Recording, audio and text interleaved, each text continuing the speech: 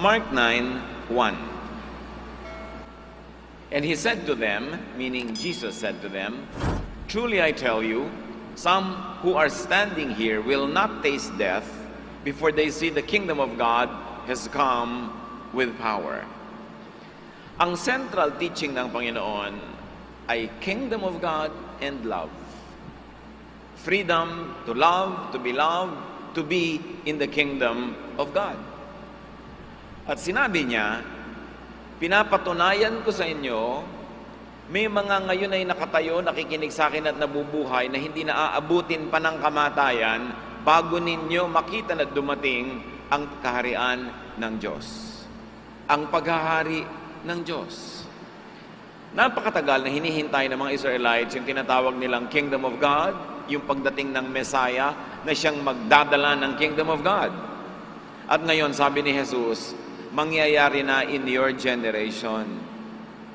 May mga nabubuhay ngayon na hindi na aabutin ng katandaan at kamatayan bago matupad ang hinihintay, darating ang Kingdom of God. So the Kingdom of God comes within the lifetime of the first generation Christians. And history shows, therefore, that the coming of the Kingdom of God is not the end of the world or the planet.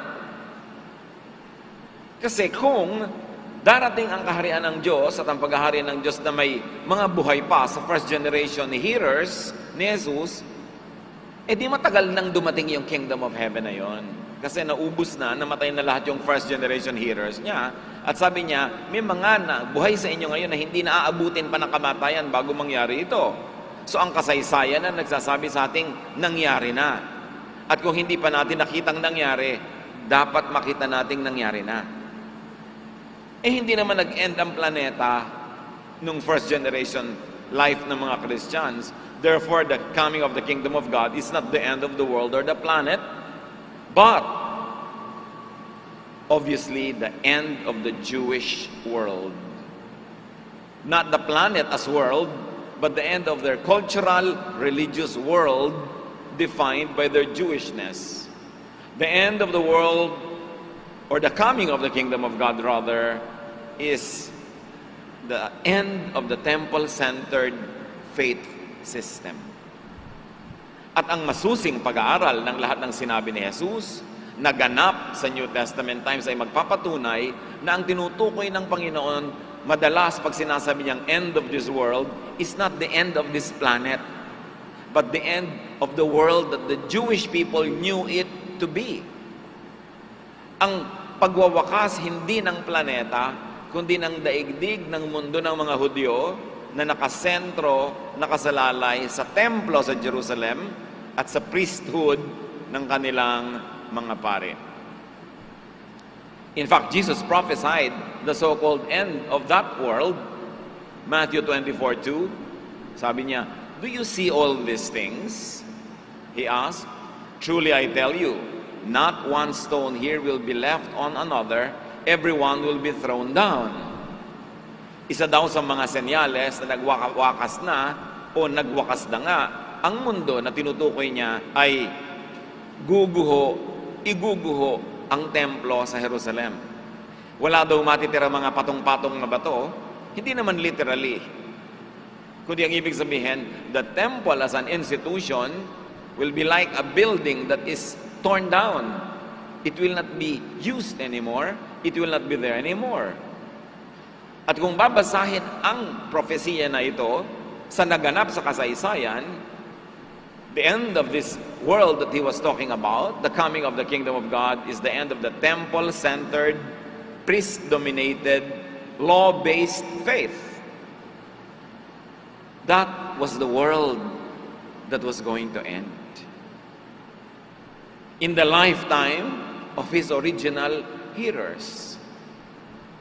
At nung kausap niya ang babae sa Samaria, na iginigiit na ang tamang pagsamba ay sa Mount Gerizim sa Samaria at hindi sa Mount Zion sa Jerusalem, doon sa temple, sabi ni Jesus sa kanilang usapan, at sabi ng babae, John 4:20-21, "My ancestors worship on this mountain, but you Jews say Jerusalem is the only place to worship." Jesus said to her, Believe me, the time is coming when you won't worship the Father either on this mountain or in Jerusalem. Nagpapagalingan kasi ang mga Hudyo at ang mga Samaritana kung sino ang tunay na anak ng Diyos, kung saan ang tunay na bundok ng Diyos, Mount Gerizim ba sa Samaria o Mount Zion sa Jerusalem? Alin ba ang tunay na templo ng Diyos? Ang templo sa Mount Gerizim o ang templo sa Mount Zion, which is the temple in Jerusalem where the Jews worship?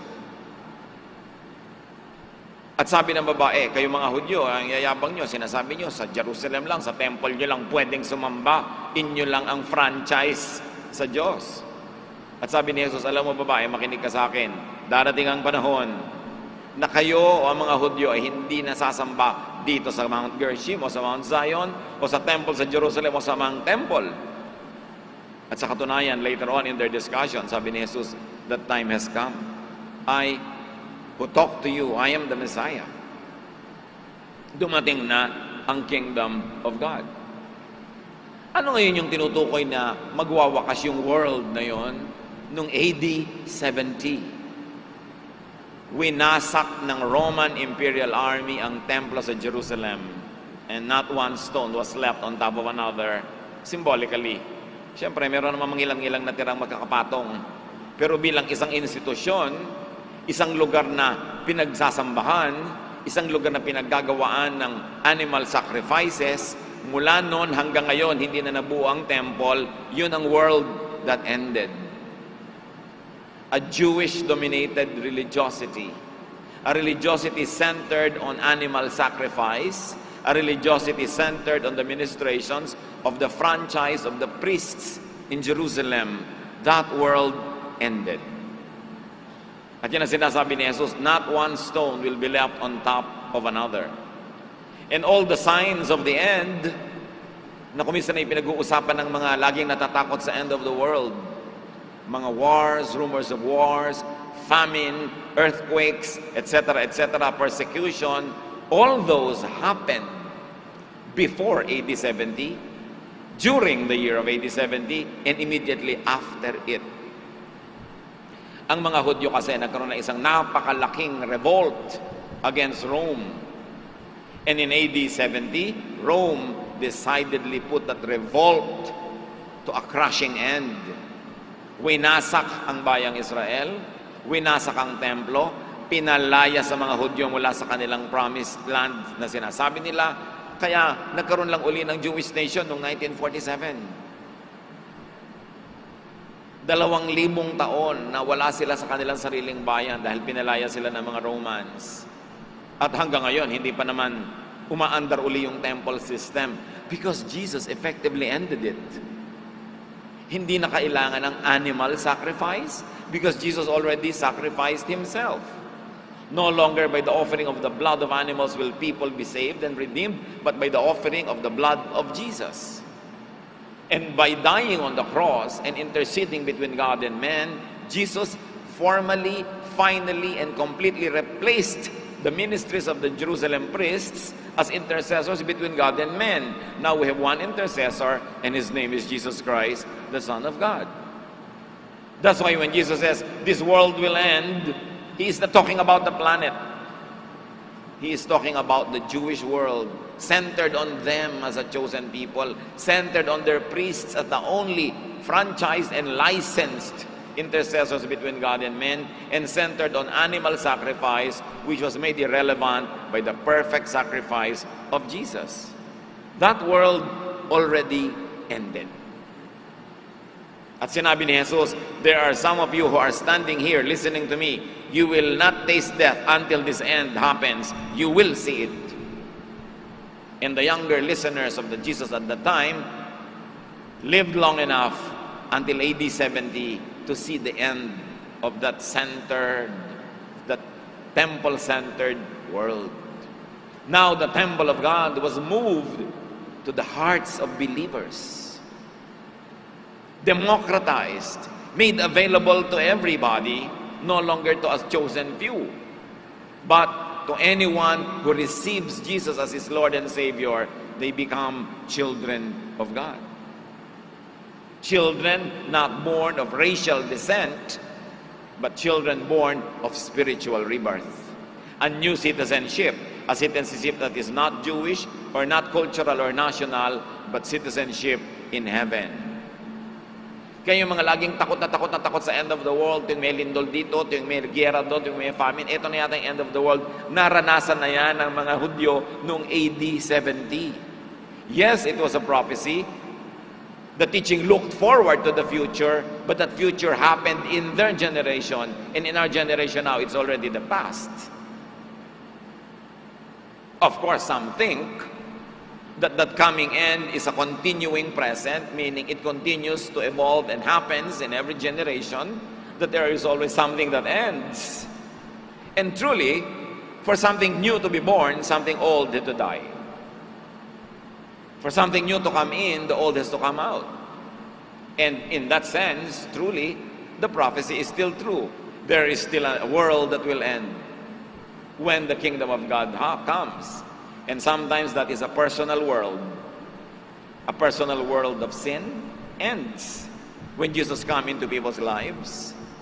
A personal world of condemnation, of fear, ends when Jesus becomes your Lord and Savior. So the world ends when the kingdom comes. Layers of reading, layers of meaning. Huwag manatili doon sa pinakamababang layer ng pagbasa na lagi tuloy natatakot. So, introduction pa lang ni Jesus yung sinabi niya sa tunay na magaganap dito sa ating pinag-aaralang kwento. Sabi niya, alam nyo, may mga nakikinig sa inyo sa akin ngayon na hindi na makakaranas ng kamatayan, makikita nyo ang pagdating ng kaharian ng Diyos. Ang pagwawakas ng mundong ito as you know it, because you will have a new world, you will have a new life, you will have a new concept of godliness and spirituality. At matapos yon, ang pagpapakilalang yon, eto na ngayon ang kwento. Mark 9, 2-3. After 6 days, Jesus took Peter, James, and John with him and led them up a high mountain where they were all alone. There, he transfigured before them. His clothes became dazzling white, whiter than anyone in the world could bleach them. Matapos sabihin yun ni Lord, dinala niya ang kanyang tatlong pinakamalalapit na alagad, si Pedro, Santiago, at si Juan, sa mataas na bundok, at nung sila'y mapag-isa, nagbago ang kanyang anyo. Nagliwanag ang buong katawan ni Jesus, sampu ng kanyang kasuotan, na sabi ng writer, walang makakapagpaputi ng anumang kinula o labada tulad ng kaputian, ng ningning, ng liwanag ng suot ni Jesus nung nag-transfigure o nagbago siya ng anyo. So, sign of the coming of the kingdom of God, sign of the end of the temple-centered and law-based faith, pinatunayan ni Jesus na may kapangyarihan ng kanyang sinabi. Lumabas ang kanyang tunay na kulay, literally, nagpakilala siya para lalong bigyan ng diin ang katotohanan na sinabi niya na magwawakas ang mundong yon at makikita yon ng mga nakikinig sa kanya. Mark 9:1, and he said to them, truly I tell you, some who are standing here will not taste death before they see that the kingdom of God has come with power. Therefore, nangyari na, kasi matagal lang namatay lahat yung first generation Christians. Nangyari na dumating ang kingdom of God. Yung nag-aabang pa lang at abang ng abang, ay ano pang aabangan nyo, dumating na. Kailangan maintindihan na dumating na yon at kailangan gawing personal na dumating sa ating personal na buhay at personal na puso ang paghahari ng Diyos. Nagbago ang anyo ni Jesus, nagliwanag yung tunay niya o isa sa mga mas tunay niyang anyo ang lumabas. Hindi na lang yung human Jesus. At pagkatapos Mark 9:4, and there appeared before him Elijah and Moses who were talking with Jesus. Parang hindi pa sapat yung kababalaghan na naiba ang anyo ni Jesus. Biglang sumulpot pa si Elijah representing the prophets because he was the most prominent prophet. and Moses representing the law and all lawgivers of Israel, because he's the most prominent lawgiver. So you see here, Jesus, and there appeared Moses, representing the law, Elijah, the prophets, and they talk with Jesus. Remember, ang pinag-uusapan is the end of the Jewish world. The end of the temple-based worship. The end of being ruled by the Old Testament systems. And there appears Moses and Elijah, perfect representatives of the old system, the Old Testament. Everything associated with tradition and the law. So ano kaya ang topic na pinag-uusapan? Ano ba ang topic ni Jesus kanina pa? Natural, the kingdom of God supplanting the kingdom of Moses, meaning the kingdom of the law. The kingdom of God supplanting the kingdom of Elijah, meaning the kingdom of the prophets. Kailangan marunong ka magbasa ng literature para makita mo yung symbolisms. Bakit sa dinami-rami ng tao, si Moses and Elijah, ang magpapakita doon, samantalang ay tinuturo ni Jesus is the end of the world, the coming of the new age, the coming of the kingdom of God. Because Moses and Elijah represented the old world, the world of the law, the world of the ancient prophets. Take note, Matthew 22, 37 to 40, which is very connected. Jesus was asked, which is the most important commandment of all? Jesus replied, love the Lord your God with all your heart and with all your soul and with all your mind. Naniwala sa 10 commandments. Verse 38, this is the first and greatest commandment. And the second is like it, love your neighbor as yourself. All the law and the prophets hang on these 2 commandments. Of the 613 laws and the 10 commandments, pinapili si Jesus ng mga leaders ng relihiyon. Pero ang pinili niya, none of the above. Sabi niya, this is the most important commandment, love God. The second, love others as you love yourself. All the law, Moses and his likes, all the prophets, Elijah and his likes, depend on these commandments to love God and to love others. Meaning, any commandment, any law, any teaching of the prophets that does not promote love for God and love for others must be submitted to the superior command, which is to love. And Jesus is love, God is love. Meaning, Moses and Elijah have to submit to Jesus. Meaning, the law and the prophets have to submit to love. Mark 9, 5-6, sa pagpapatuloy ng nangyari doon sa bundok, sobrang nagulantang itong si Peter sa nangyari at ang kanyang mga kasama. Walang maapuhap na sasabihin. Peter said to Jesus, Rabbi, it is good for us to be here. Let us put up 3 shelters, one for you, one for Moses, and one for Elijah. He did not know what to say. They were so frightened. Dahil sa takot, kung ano-anong pinagsasabi. Sabi niya, naku, salamat po, nandito kami. Ipagpapagawa namin kayo ng monumento. Isang monumento sa inyo, isa kay Moses, isa kay Elijah. Yung hindi niya malaman kung paano bibigyan ng kasiyahan si Jesus sa takot niya, sa nakita niya, nagbago ng anyo si Jesus, lumabas si Moses, lumabas si Elijah. Kung ano-anong ipinanukala. Hindi nag-transfigure or nagbago ng anyo si Jesus para manakot, kundi para magpakilala, para magturo, para magpala dun sa 3 at sa mga tuturuan nila kung lumaon. Hindi naman pinansin ni Jesus yung suggestion ni Peter. Mark 9:7, then a cloud appeared and covered them, and a voice came from the cloud. This is my son, whom I love. Listen to him. Sumali ang God the Father in heaven sa eksena. Parang hindi pa sapat na nagbago ang anyo ni Jesus. Lumabas si Moses, lumabas si Elijah. Nagparinig pa ng boses niya ng kanyang kaluwalhatian ng Ama sa Langit. God the Father, the highest, joins in and says, Jesus is my Son. Read my lips, not Moses nor Elijah. Not the law, not the prophets. Sabi niya sa Colossians 2:9, for in Christ, all the fullness of the deity lives in bodily form. Colossians 2:9. Importante na basahin yung verse from your Bible. Because the fullness of God the Father in heaven is complete in Jesus. Kung may pagpapakilala ang Diyos Ama na pinakakompleto, hindi sa law, hindi sa prophets, kay Jesus. Because all the fullness of God in heaven is in Jesus. At yun ay idiniin ng Ama.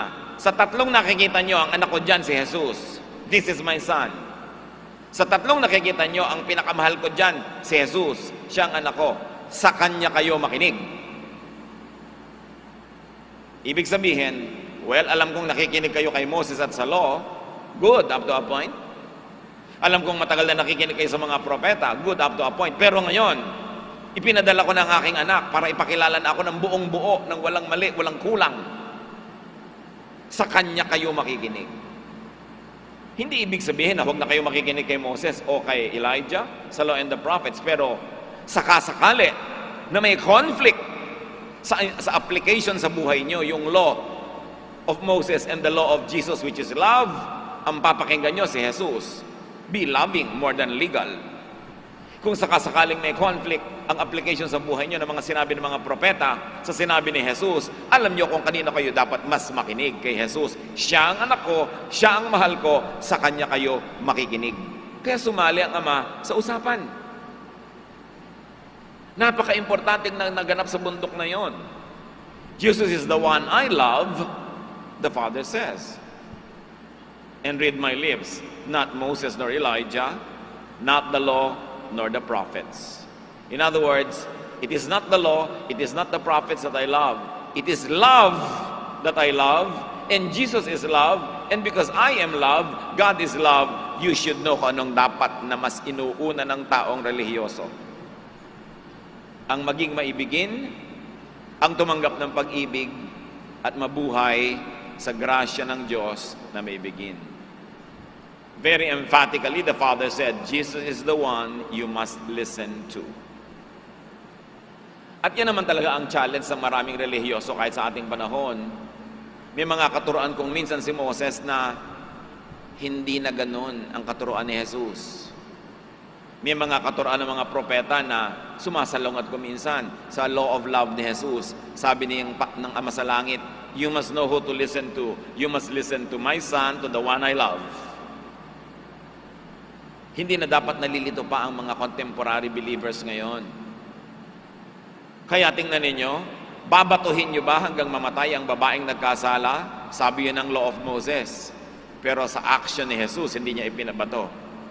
O alin ngayon ang i-apply mo sa buhay mo? Mambabato ka pa? Si Jesus nagpakita na ng halimbawang, o sige, yung walang kasalanan na lang maunang bumato. Ibig sabihin, walang qualified bumato, huwag niyong batuhin. Lahat kayo, go home and sin no more. At yan ang kalituhan ng maraming Kristiyano ngayon. Kunwari, Kristiyano, pero ang pinaiiral sa buhay, law, the prophets. At hindi lang yon. Minsan, mas pinaiiral sa buhay ang mga turo ng disciples sa New Testament kaysa sa turo ni Jesus, the discipler.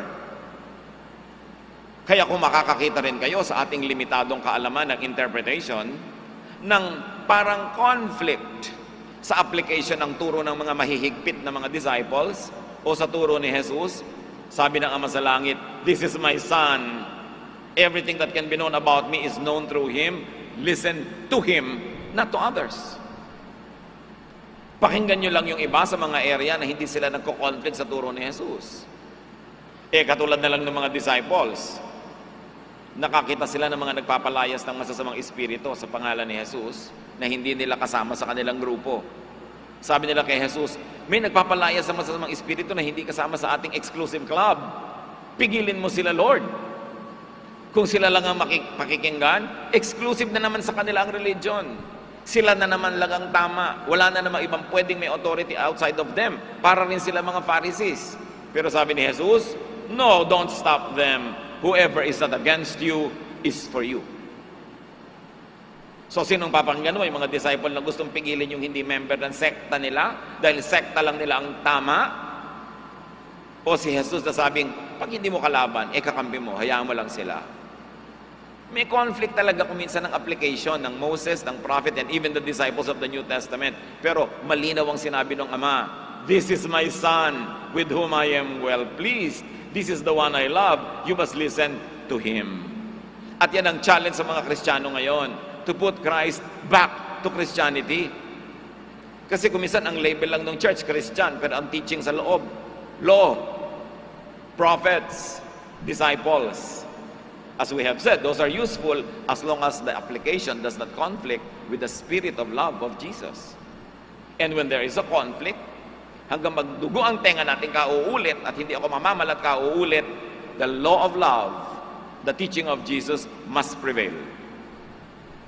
Idiniin yon ng Ama. Mark 9, verse 8. Sa pagpapatuloy ng kwento sa bundok, suddenly, when they looked around, they no longer saw anyone with them except Jesus. Sa pagtingin nila uli, sa di kaginsa-ginsa, sa isang kisap mata, nawala yung dalawa, pati yung Ama, si Jesus na lang natira. Siguro naman hindi mahirap sa poetry na mabasa ang kahulugan, ha? There is no more Moses, therefore no more law. There is no more Elijah, therefore no more prophets. Only Jesus, only love remains. At hindi nawala sa pag-unawa nila Pedro, nila Santiago at Juan ang kahulugan na wala yung iba ang natira si Jesus. The imagery, the symbolism is so obvious. Kaya ang sabi ni Paul na nakakaintindi ng ganito mga bagay sa malalim na paraan, 1 Corinthians 13:13, and now these three remain, faith or the law, hope or the prophets, and love or Jesus. But the greatest of these is love. Jesus. Paul understood what the Father said, this is my Son, listen to Him. Kaya ang sabi ni Lord sa Matthew 5:17, do not think that I have come to abolish the law or the prophets. I have not come to abolish them, but to fulfill them. Eto ngayon, anong ibig sabihin ng to fulfill? Ibabalik lang pala lahat? Paiiralin lang uli lahat to the letter of it? Ba't pa siya dumating? Ba't pa sinabi ng Ama na dito kayo makinig?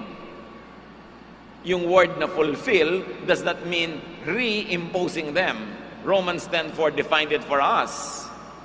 But Christ makes the law no longer necessary for those who become acceptable to God by faith. It is very clear. Tandaan nyo yan. Memory verse. Paul said it very clearly. Among all of them, it was Paul who understood the Jesus ministry the best. And he was the one who communicated it the best. Sabi niya, but Christ makes the law no longer necessary for those who become acceptable to God by faith. Therefore, the fulfillment of the law is not mechanical compliance, as some people still insist today. But the fulfillment of the law is satisfaction of its requirements by and through the perfect work of Jesus. So pag sinabing, I came to fulfill the law, hindi ibig sabihin, kaya kayo lahat ibinabalik ko uli sa pagsunod sa bawat letra ng mga law. No. Sinatisfy ni Jesus sa kanyang perfect sacrifice ang lahat mga imposibleng requirement ng law. Yung hindi natin kayang magawa, ginawa niya para sa atin. Ang hindi natin kayang maabot, inabot niya para sa atin. He satisfied and fulfilled the law by His own performance in His own body and made it available to everyone who will believe. So that everyone who will believe in Jesus is now freed from the unnecessary requirements of the law from the impossible standards of the law. You are freed not because the law is not important anymore, but Jesus already satisfied all the requirements of the law for you. That's why you are saved by grace. You are saved by faith in Jesus, not of your own works, but by the works of Jesus. Kaya kung Kristiyano ka na, naniniwala ka na kay Jesus, at meron na namang uling gustong bumato sa'yo dahil makasalanan ka, meron ka na namang gustong batuhin dahil makasalanan siya, bumabalik ka sa law. At sabi ni Paul, Christ makes the law no longer necessary. And that's what Jesus did. Yung babaeng babatuhin, bakit hindi na niya ipinabato? Siya na ang nagpabato para sa babaeng yon at para sa lahat ng ganung mga tao. Bakit hindi na kailangan mapamatay yung babae dahil sa kanyang kasalanan?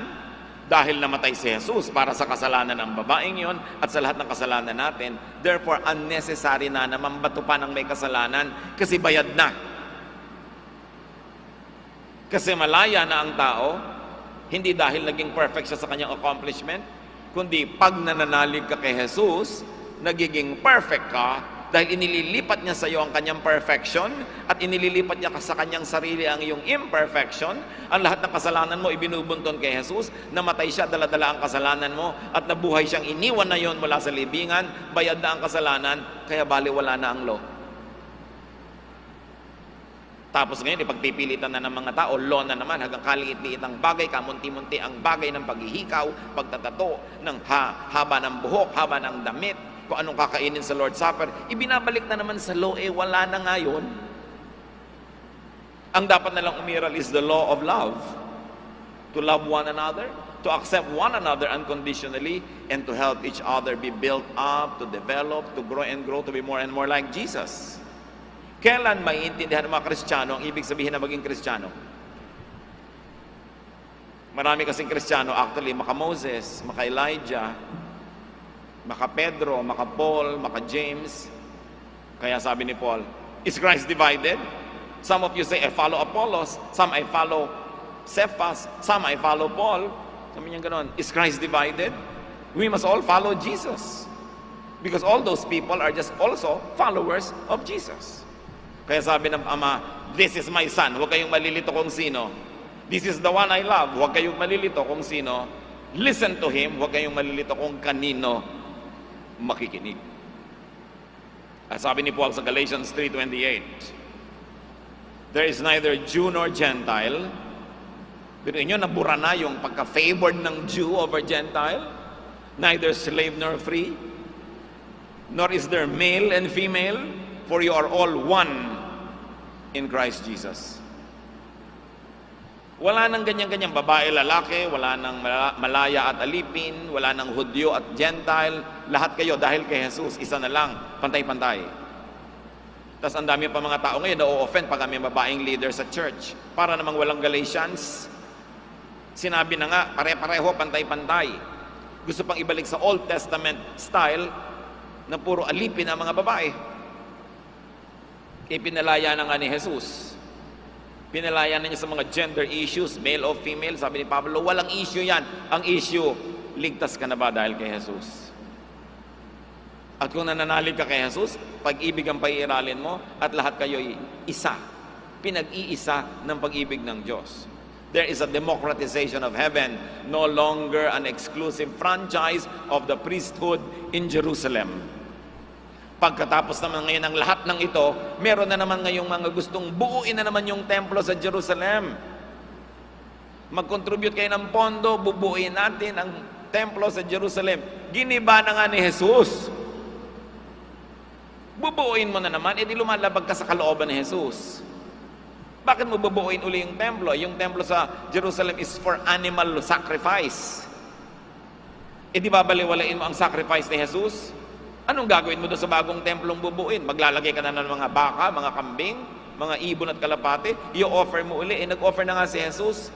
At pag naglagay ka na naman ng templo sa Jerusalem, gagawin mo na namang star ang mga Jews. They will feel superior over other believers again. Sinabi na ngang, there is no more Jew or Gentile. Binura na. Gusto mong ibalik sa kanila yung star status? Gusto na namang buuin yung templo at gustong gayahin ang mga kaugalian ng Israel, mga kasuotan, mga terminologies, mga words. Dinemocratize na nga yung pananalig para sa lahat ng tao. Gustong i-reverse ng iba, ibalik sa dati. Sabi ng Ama sa Langit, "This is my Son, this is the one I love, listen to Him." Sa palagay niyo ba kung gustong buuin ng Diyos yung templo sa Jerusalem, imposible niyang gawin yon? Mahirap ba sa kanyang gawin yon? Kailangan ba niya ng assistance? In fact, ang sabi ng Diyos tungkol doon sa templo, God, who is maker of heaven and earth, does not live in houses made by man, nor is He served by human hands as though He needed anything, because He Himself gives life and breath and everything to people. Hindi niya sinasabi, yan ang bahay ko. Sabi ng Lord, what house will you build for me? What human building can house my glory? The God who is maker of heaven and earth does not live in temples made by man, because He Himself lives in the heavens and the earth is only His footstool. Patungan lang ng paa niya ang earth. Anong gagawin mong templo para sa Kanya? Mahirap bang maintindihan yun? Huwag kayong magpadaya sa sari-sari mga uso, mga hanging dumadaan. Gusto na namang bigyan ng Israel ng sobrang star status. Siyempre, may political use yan because Israel is forever at war with their neighbors. Kung sino man na makikikampi sa kanya, masasali sa giyera na yan. Makinig sa karunungan. Sinira na ang templo, dinala na ang templo sa puso ng mga tao, wala ng Jew or Gentile. Huwag nang bumalik sa pagkakagapos sa panahon na yon na kinalag na ni Jesus. Natakot si Pedro dahil hindi niya naintindihan ang nangyayari. But the lesson is, do not fear the unfamiliar. Do not fear the transfiguration of Jesus. Do not fear the revelation of the layers of Jesus. Mga kapatid, makinig kayo. Hindi lang kay Pedro, kay Santiago at kay Juan nagtatransfigure si Jesus. Nagtatransfigure, nagbabago siya ng anyo sa bawat isa sa atin. May ipinapakita siya na dating hindi natin nakikita. May ibinubunyag siya na dating lihim. May kaluwalhatian siya na ngayon na ipinauunawa. Dapat bukas ang puso mo at huwag kang matakot sa patuloy na pagbabago ng pagkaunawa at pagkakilala mo kay Jesus. Huwag mo siyang ipako sa krus. Huwag mo siyang ipako sa dati mo nang alam nung bata ka pa. Huwag mo siyang ipako sa mga nauna ng katuroan sa iyong utak. Dapat lagi kang maghanda na makita ang kanyang mga transfiguration. Because Jesus will bring us from glory to glory. Like He brought Paul to the third heaven to receive high instruction. Huwag niyong itali ang mga sarili niyo sa mga nakaugalian at nakasanayan ng kalaman. We must move from glory to glory. There is so much to know about God. There is so much to know about Jesus. What we know is little, what we do not know is immense. Do not be afraid of new ideas. And do not fear the new versus the old. Do not fear the kingdom of God when in fact it comes knocking at your door, revealing itself in greater glory. Do not fear the teachings of Jesus, the new teaching, which is love. Yung iba kasi, they want to play safe and become strict, become legalistic by the book. Do not fear to love, because love is the greatest. Nung nagtuturo si Jesus ng kakaibang mga bagay, na lumigalig talaga sa mga taga-templo dahil nanganib ang kanilang hanap buhay, Mark 1:27, the people were also amazed that they asked each other, "What is this? A new teaching, and with authority," meaning accompanied by signs and miracles. He even gives orders to impure spirits, and they obey Him. Mga evil spirit nga, obedient kay Jesus eh. Mas mabuti pa doon sa mga religious people of His time. At ang pagpapakilala ni Jesus, with power. Kinailangang samahan ng ganon dahil malaki ang nakataya. Mga malalaking mga ideya. So do not fear. Do not live in fear. Do not let the religiosity chain you to fear. At yan ang nakakalungkot. Maraming mga tao habang nagiging relihiyoso, mas nagiging matatakotin. Puro takot, puro takot, puro takot. The problem with contemporary Christianity is too much pa rin si Moses and Elijah. Sobra pa rin si Law and the Prophets. At kumisan, sumobra pa yung mga New Testament apostles and teachers kesa kay Jesus. Ang nagiging bunga tuloy, takot, division, judgmentalism, hatred, anger, hypocrisy. Yun ang mga bunga ng mga pagpapasakop sa law. 1 John 4:18, there is no fear in love. But perfect love drives out fear, because fear has to do with punishment. The one who fears is not made perfect in love. Ang takot lang daw ay pinagmumulan yan, takot na maparusahan, magdusa. Kinuha na nga ni Jesus yung parusa at pagdurusa. Ano pang ikakatakot mo? Be secure. And when you are secure, you are more loving. You are more relaxed. You are kinder. You will know the true disciples of Jesus by their love. 1 John 4:8, whoever does not love does not know God, because God is love. At sabi ni Jesus sa John 13:35, by this everyone will know that you are my disciples if you love one another. Hindi if you watched, judged one another, if you punished one another. No, if you love one another. If you are loved, you do not fear. If you are loving, you also do not fear. Kaya ang sabi ni Jesus, kilalanin ninyo ang mga relihiyosong tao sa inyong paligid, lalo yung inyong mga sinusundan. Sabi niya sa Matthew 7:16, by their fruit, you will recognize them. And of course, that fruit is love. Huwag kung ano-ano ang paggagawin dahil sa takot. Huwag kayong mabuhay sa takot. Pag naniniwala ka kay Jesus, nawawala ang takot. Ang natitira ay kapayapaan, pananalig, at pag-ibig. Let Jesus transfigure before you. Let Jesus reveal His deeper and higher layers to you. To be renewed, you've got to let go of the old and hold on to the new. Listen to Jesus. Listen to the Father who tells you to listen to Jesus. At dapat nawawala ang mga fear sa buhay. Lalo na yung mga fear na yan ng end of the world, fear ng mga coming of the kingdom of God, na siya namang pinauso ng libu-libong taon para laging matakot ang mga tao, because when people are afraid, you can control them. But Jesus never controls people, He sets them free. So isipin natin, paano ako magiging malaya kay Jesus? Paano mawawala ang aking mga takot? Paano ko mauunawa na siya ang dapat pakinggan, siya ang dapat maghari sa aking buhay, at ang bunga ng paghahari na yon, kapayapaan, katahimikan, pagiging maibigin. Aming Diyos, ituro niyo sa amin ang mga marami pang practical na application ng transfiguration ni Jesus. At huwag takot ang umiral sa amin pag nakakakita kami ng bago, natututo ng bago, kundi pagtitiwala, pag-ibig, pagpapasalamat, at kapayapaan. Pagbulay-bulayan natin, buhay natin ang nakataya dito, ano ang dapat maging bunga sa iyo? That Jesus transfigured. That there was the law, there was the prophet, but Jesus is the one we should listen to. Lord, turuan niyo kami na maging malaya sa pag-ibig ni Jesus, makalaya sa law, sa prophets.